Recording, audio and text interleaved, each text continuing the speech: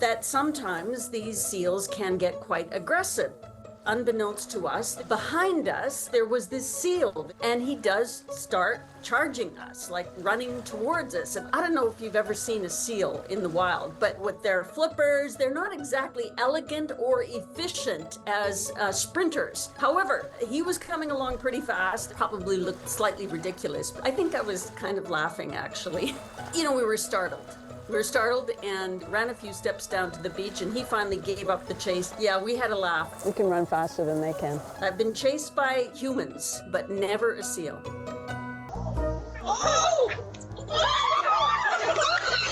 Residents and pedestrians on this Waterloo, Ontario street have been harassed for weeks by a pair of Canadian geese. They just started attacking people. We were sitting on our couch, we look out, and it's attacking people, like old people, us, kids, everyone. Right when we open our door, sometimes they fly right at our door, and we have to go right back inside. Like some days going to class, you have to go out our side door and crawl over our car hoods to get past them. It's crazy. Harris posted her videos on TikTok and soon gained over 5 million views.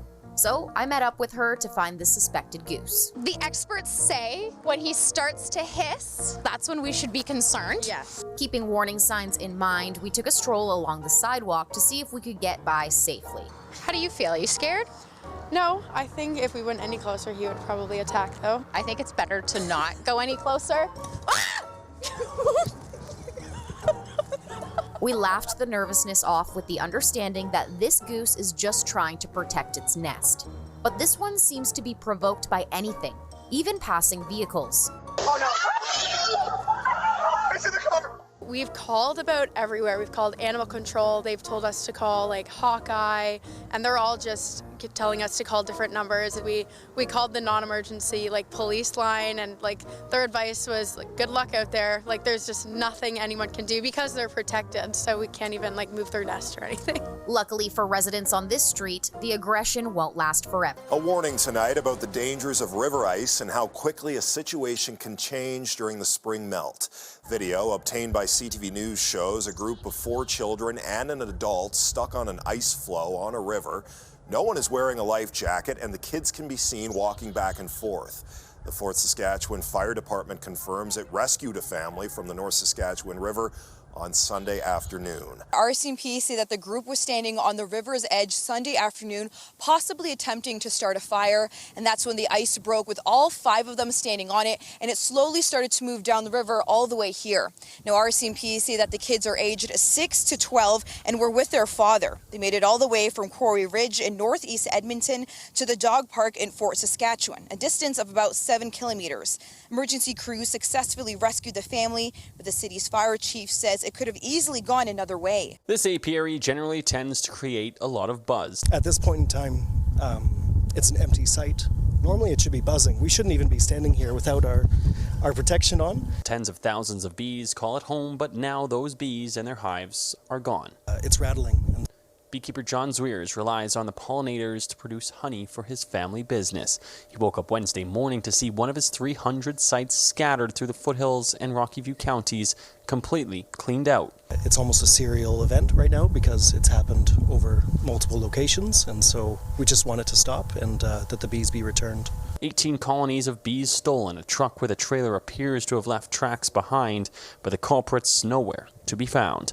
The RCMP now has one honey of a case. It is kind of interesting. It's not something you see every day. Each hive can hold up to 15,000 bees, many of which were imported from New Zealand and Tasmania. It's suspected that the value of the bees that were stolen is over $60,000. So it would be a theft over $5,000 that we're investigating. Zwiers says at least 2 of his other sites were also targeted, as he is missing 57 hives in total. The bees have to go through such a cold, hard winter, so the desperation by some beekeepers maybe who suffered losses is to replenish those beehives. But because it's a family business, one he has been involved with since he was a young child, Zwiers says it's been emotional telling his own kids. We were driving home yesterday and my 5-year-old daughter, we were trying to explain to her what happened because she said, "Where are the bees?" She always likes to point to them.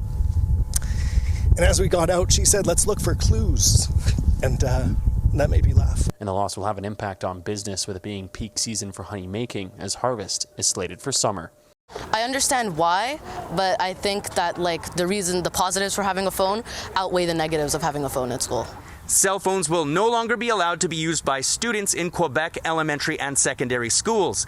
The CAQ government announced Thursday that the ban will go beyond the classroom, where they have been banned since January 2024, to include the entire school grounds, and this new rule will also be applied during breaks. I want students to be more concentrated. I want students to talk to one another. I want students to succeed more. I want students to discover that they have a potential friend, there. We already have that policy at our school, but if we were to impose we have to put our phone at the office, I think that would be a bit extreme. I think that phones should be allowed in schools because of, for example, me, I use my phone to contact my parents. So if something goes wrong, I need my phone. A positive I see is how there would be more concentration, more work be done. People who are addicted are going to find ways to sneak it out anyways, and it's you're really addicted to it. It's an issue of addiction, and that's what causes lack of concentration. But it wouldn't change much. They'd sneak it out anyways. Second phones, bring in a dupe phone to class or into the office. The cell phone ban comes into effect when students are back in school after the summer break. I think it's just another indication of how well ahead of the curve we are at the English boards. We've had cell phone bans for over a decade. They've worked very well. I don't see why they need to be attached to their cell phones all the time anyway. That's my opinion, right? I think it's a good idea. It can allow kids to live more. Stephen Lesur, president of the Quebec Provincial Association of Teachers, says that while teachers support the ban, enforcing it will be a challenge and that they will need support doing it. When it falls on their shoulders to police it, it's just going to be too much. And we'll see how, we need cooperation from the parents. We need support from the principals and the school boards, and we'll see what happens. The ban comes after a recommendation from an interim report by the Special Commission on the Impacts of Screens and Social Media on the Health and Development of Young People to Quebec's Ministry of Education. The report cites cyberbullying as an important element in favor of banning cell phones in schools. They're mentioning bullying, right? And all the stuff that happens online and all the negative effects, which is a fact. However, how does taking away your phone during a specific period of time actually teach children or address that issue? It doesn't. Honestly, the cyberbullying aspect doesn't really happen in class. For the past 3 years that I've been in high school, we're allowed phones in class and everything. Nothing really got affected by cyberbullying. Everything happens more outside of class. We will begin to set out that new path for Canada with a new cabinet to be sworn in on the week of the 12th of May and the recall of Parliament on May 26th. We will have the privilege of welcoming His Majesty King Charles III, who will deliver Canada's speech from the throne on May 27th. Her Majesty the Queen will join this visit. This is an historic honor which matches the weight of our times. This has been a Tiny Cherry production 2025, with production assistance from Gracie Cat, who's now down to £16.5. Well done, Gracie, keep it up.